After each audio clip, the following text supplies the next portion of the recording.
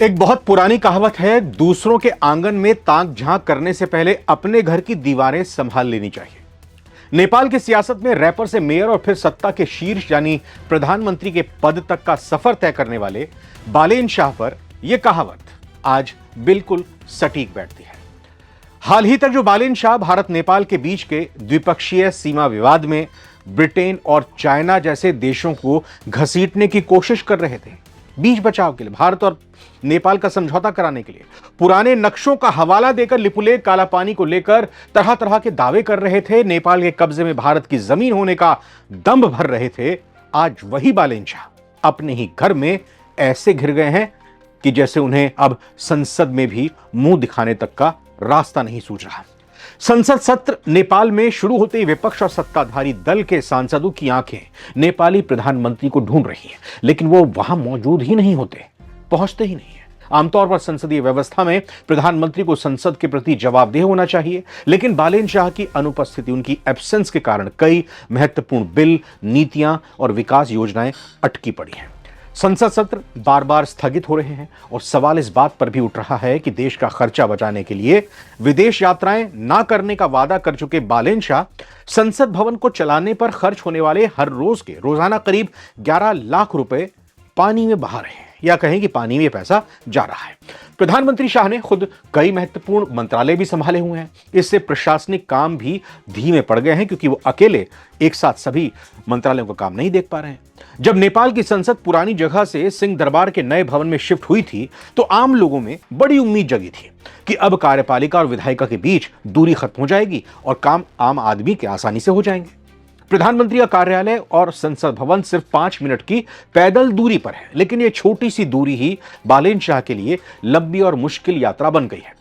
प्रधानमंत्री बालेन शाह जो स्थानीय राजनीति में प्रयोगवादी और आक्रामक फैसलों के लिए जाने जाते थे, अब अपने ही घर में घिरते हुए नजर आ रहे हैं। इसकी वजह बन रहे हैं उनके उल्टे सीधे बयान।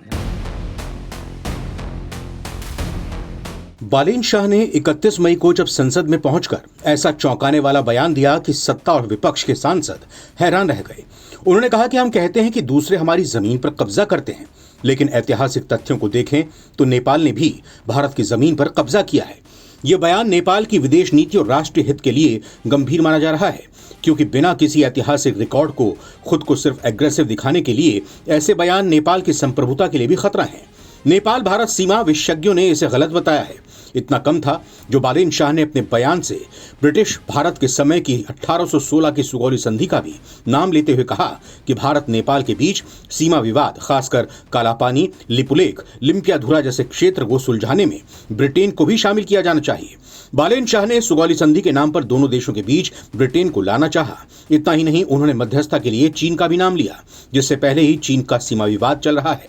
बालेन शाह ऐसा तब कर रहे हैं जब भारत हमेशा से नेपाल के साथ रिश्तों को द्विपक्षीय मुद्दा मानता है और किसी तीसरे पक्ष की कोई भूमिका नहीं चाहता। इस मामले में बालेन शाह नेपाल में भी घिर चुके हैं। नेपाली कांग्रेस समेत कई विपक्षी दलों ने बालेन शाह की जमकर आलोचना की।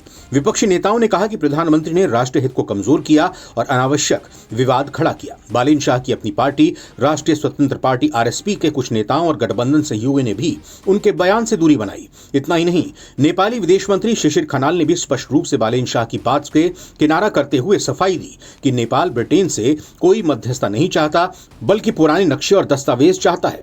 नेपाल के कई विदेश नीति विशेषज्ञों और पूर्व राजनयिकों ने बालेन शाह के बयान को अपरिपक्व और नुकसानदेह बताया है। उन्होंने कहा कि प्रधानमंत्री का हर शब्द आधिकारिक माना जाता है, इसीलिए इसे हल्के में नहीं लेना चाहिए। जब रिकॉर्ड पर कोई ऐसी बात कही जाती है तो यह पूरे देश को वर्षों के लिए प्रभावित करती है। सोशल मीडिया पर बालेन शाह के समर्थकों और आलोचकों में तीखी बहस छिड़ी। कुछ लोग इसे नई सोच बता रहे थे, जबकि ज्यादातर लोगों ने इसे कूटनीतिक गलती माना है। अब देखते हैं कि बालेन शाह अपने घर की चुनौतियों से कैसे निपट पाते हैं। नवभारत टाइम्स की रिपोर्ट।